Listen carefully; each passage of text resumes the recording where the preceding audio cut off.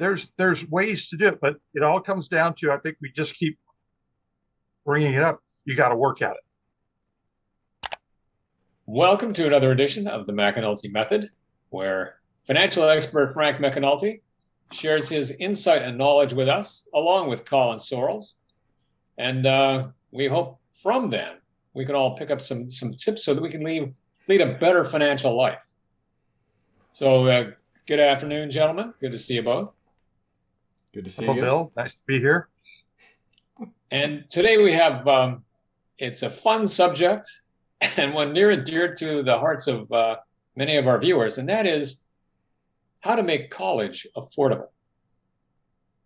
So I'm interested in what both of you have to say about this. I mean, it's because, let's face it, we all hear constantly about the price of college going up and up and up, and it doesn't seem like it's coming down anytime soon. So what's the first step in making a college education affordable? Well, let's look at it from a slightly different standpoint, is how to pay for college. Okay? There's nothing wrong with wanting to go to Harvard, but Harvard's going to cost you $75,000, $80,000 a year. It's just what it is. So if you've got your heart set on Harvard, thought is, okay, how am I going to pay for it? I'm the one going there. How am I going to pay for it? When I was growing up, it was real simple. My mother told us all that we could go to any college that we could afford to go to. Real simple. She had paid to put all of us through 12 years of Catholic school, and that was it. It was up to us now to pay to go to college. So we understood what we were supposed to do. And so, yeah, if you're determined to go to Harvard, well, you better have the world's best grades. And, just really be what they want there, and then you'll get the money. So it's simple. They'll give you the money if you're somebody they want. Yeah. That is right. That's the bottom line. If you know you can get into those schools and they want you, they'll give you the money. I think for a lot of people, big scholarships at the undergrad level, not many of them, right? It's not grad school. It's not any kind of professional school where they give you a lot of money. So sometimes, at least in my opinion, being from California, do you want to go to SC and pay $40,000, $50,000, $60,000 a year? Or maybe you go to a UC Irvine and you pay $15,000, $20,000, right? And those are kind of, you have to ask yourself, what am I going to do with my degree? What's the long-term plan, right? So, have a little bit of a plan before you make an $80,000 commitment, I think, is a good starting point. I think you're smart there, Colin. Whether it's college or any other $80,000 investment. I'll jump back in here real quick before we keep going. For me personally, that was a big part of my experience with picking colleges because, my parents, a little nicer than Frank's. I mean, they did a 529, so that's just briefly a tax-free investment account that, it grows money with the market. When your kid goes to college, they can take money out tax-free to pay for school, right? So they left me, about $50,000, $60,000 and said, this is our parting gift. Anything over that, it's on you, right? So, we talk about a place like Harvard. I'd have been out of money 1 year into a 4-year program. And then what am I going to do? So, for me, that was a huge part of, researching maybe the best bang for your buck as far as schools go. There you go. And you mentioned the 529 plan your parents had.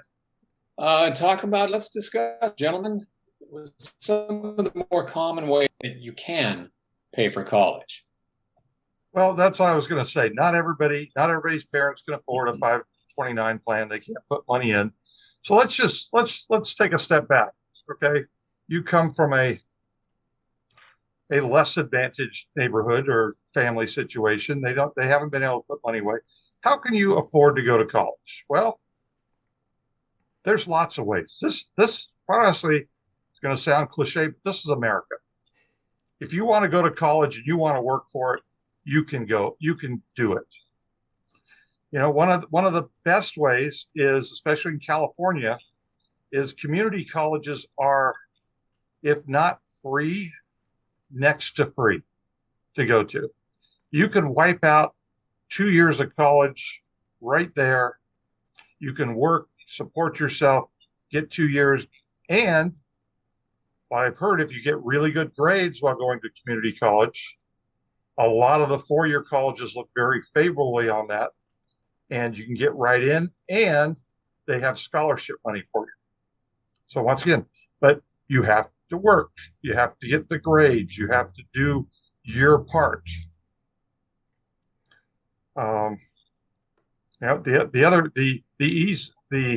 to say maybe not the easy way, but a way that anybody practically can get all of their college paid for is join the military. And I know that's not a popular thing sometimes, but they will pay for it. No, I have a number of friends who went that route, and for some of them worked out beautifully because, you know, at high school graduation, they didn't know what they wanted to do. You know, they were, you know, I've been thinking of one pal of mine. At 18, he was just a knucklehead looking to have some fun. Went to the Army and spent 2 very tough years in Germany, drinking beer and meeting nice women. But that's neither here nor there. I apologize. But he came back and got very serious and became, you know, he went into the sciences, which shocked all of us who knew him. Yeah, right. That's oh, go ahead, Frank. Go ahead, Colin. Gotcha. Go ahead. Okay, so you know the military. That's a wonderful way to do it. My dad did it that way. You know, didn't want to. Somebody, you know, back when they had a draft, lost his student exemption when he transferred. So unwillingly got his education paid for by the military. But, you know, he went to want to be a veterinarian and they paid for it, you know, and that's grad school and that's even more expensive. So, you know, I think that's a really good point to make is joining the military and it gives you time to figure out what you want to do and all those things. And you talk about working hard for a scholarship at community college, you know, working hard in the military is another great way that schools will look favorably upon you coming out. I think something we maybe want to talk about because most students won't take us up on that offer, the loan route, right? And that's a very common way to pay for college. It's also a way to get yourself into a lot of financial trouble if you're not careful about what kinds of loans you're taking, how much you're taking out, what the interest rate on them is. So if we want to maybe discuss a little bit about that. Well, you know, that's an excellent point. You know, for those of you that don't know, I teach at California State University, Long Beach, which is a very affordable school. It ranks up the top of the list for affordability. And as far as I'm concerned, we do a very good job teaching there too. And so back to Colin's point earlier, you have to pick the school. Just because someone will give you the money, and then, you know, I think of Bill's friend at 18 nowadays. So, oh, I got into SC. Give me $40,000 to go there every year, and they're going to give it to you. And he had no idea what he wanted to do, and so I think, you know, the whole focus these days on, you know, so kids deserve the college experience. Well, you know, all I know is my college experience, Bill's college experience, I think to a certain extent, Colin's college experience, most of the people at Cal State Long Beach and most of the Cal States, their college experience is they go to school and get to work 20 to 30 hours a week to help support themselves while they're going to school. You know, that's a college experience. But unfortunately, what everybody thinks of when they hear college experience is, well, I'm going to go to ASU and I'm going to party hardy for the first 2 years and spend my parents' money, or borrow the government's money and spend it, maybe get through. So I think part of the paying for college, making it affordable, is adjusting attitudes a little bit. Oh, definitely. I think sometimes we get too caught up in, oh, I've got 4 years of my life to do whatever I want until I have to get a real job. And, so part of it is, if you want to be able to afford to pay off your loans, you gotta get there and you gotta get to work. Getting to the technical side of loans, give people a little bit of technical advice. Because this is something, again, I dealt with a lot when I was, every year of my college experience was unsubsidized and subsidized loans, getting offered those every single year. And, there's a very key difference between the two that people don't know, because they don't kind of say it up front. You have to go do your own research, and you can get yourself in trouble. Unsubsidized loans, the key difference is those accumulate interest throughout your time in college, right? So this isn't, okay, with a subsidized, it accumulates interest, the government pays for it. So you really don't owe the interest until you graduate. With an unsubsidized, you get yourself in trouble. They'll give you, of course, more money on top of that too. So that's always a good thing. Get yourself into even more trouble, but you're responsible for the interest at every step of the way throughout college. So if you're going to school and not working and you're taking out these unsubsidized loans and you're not keeping track of them, you already owe 4 years of interest on those loans from the word go when you get out of college. So you have to do your research on what loans you're taking out and what those are actually going to cost you, not just after college, but while you're in college. I'm sure that most of the people watching this have dealt with the FAFSA, but just for the edification of maybe, hey, who knows, we might have some high school seniors watching this. High school seniors probably already too late. You got to fill out that FAFSA now. So tell us a little bit about that process. Well, that's basically where they look at everything you and your parents own to determine what your financial need is to go to college. And it's rather draconian. They want us to know everything, and they will check your tax returns and everything else. You just can't fill it out. But that determines what sort of governmental aid you can get. And fortunately or unfortunately, most student loans now are given through the federal government. And as we know, they love to throw money around, which is where this student loan issue came from. Anybody else making loans, student loans like the federal government does, would be thrown in jail for predatory lending, because they will make the same loan to somebody going to veterinary school or dental school or brain surgery school as they will to somebody going to the same college for a degree in something, let's just say, is not as economically viable. 16th century English poetry? Well, I'm trying not to upset the 16th century English poet majors out there. Call them but out, you're Frank. Right. It's. You say one, I'll say one. It's no. So that's part of the issue. But I'd really like to get back to, so we talked about a couple ways to maybe lower the cost of school. So community college, join the military. Sort of two extremes. Okay. Well, let's say you don't want to go to community college. You maybe heard things and you just don't want to do it. So you want to go to a regular 4-year college. Nothing says you have to go full time every semester. Nothing says you have to graduate in 4 years. You can take 9 units a semester, work more, support yourself. Your costs won't be as high.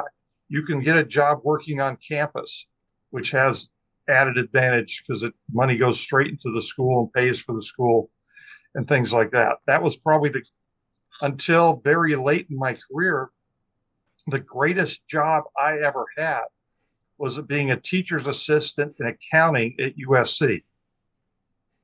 Now, I think the benefit of that job was a lot greater then than it is now, but they gave me 9 free units of tuition every semester. And they paid me. So it's like, even back then, USC tuition was pretty expensive. And so, but that's, when I got into USC, all of a sudden it's like, oh, great, I'm in. How do I pay for it? I've got to get a job. I've got to get a job on campus, something. And say you want to go to an out-of-state school, and I've seen a lot of people do this. Well, you want to go to, I don't know, Texas Tech or something for some reason. Well, or you want to go to ASU, okay, right?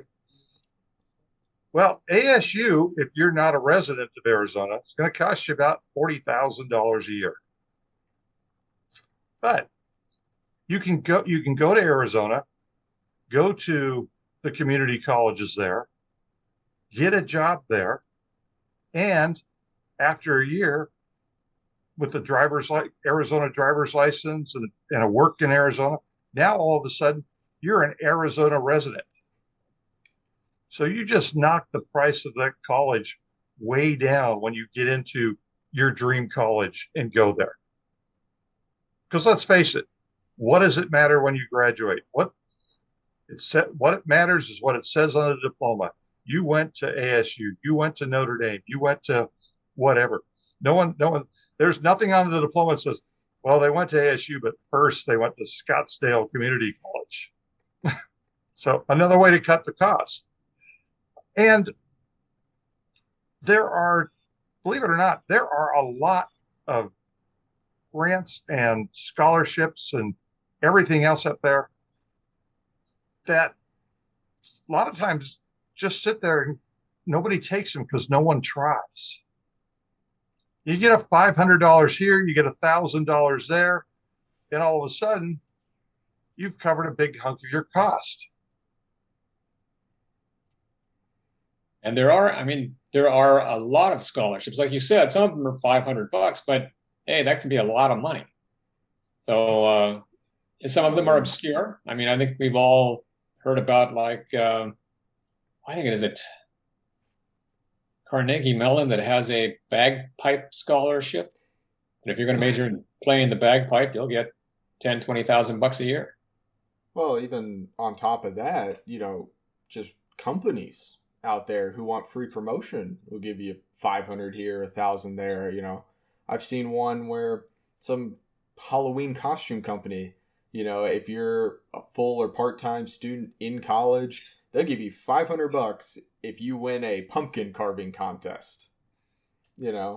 So those are obscure. Those maybe not something you're interested in, but I think back to an episode on Shark Tank. I love to reference Shark Tank.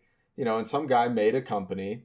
He said, I have an app that, and the name of the app slips me, but he basically, when he was doing research, found that there was millions, tens of millions of dollars in scholarship or grant money that students weren't claiming because they weren't taking the time to research it, to find out what their options were. And he said, I went and found them all and put them all here, and people can pay a subscription and they're connected to them.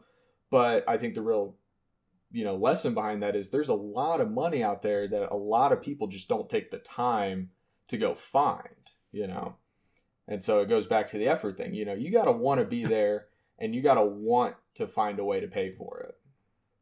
And you're exactly right, Colin. It's okay. If you really want to do this, how are you going to make it happen? What effort are you going to put into it? You don't want to work in college?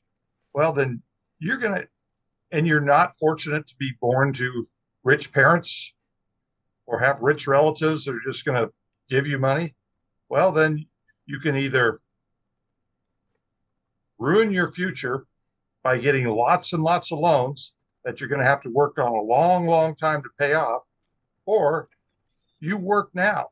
and you'll get rewarded because schools, if you're top of your class, you're in the top 5 of your high school class, top 10, schools are going to be begging to give you money to go there because they all want those people. And because they know those people already worked and they're going to work in college. And so you're proving that you can do it. And so honestly, I think the whole college affordability thing goes back to, okay, we need to start having people think about this the first day they get into high school. What do you think you're going to want to do? Because it can be done. Well, and to add on to your point, I think transition. We had talked briefly about this. You'd say, okay, let's say you finish in the top 10% of your class. You really, really, let's say Harvard. Let's just keep using them. You really want to go to Harvard, but hey, I can get this much in loans. Let's say I can get half in loans, so 30,000. And they'll give me 30,000, but I still need to come up with maybe an extra 10 or 15.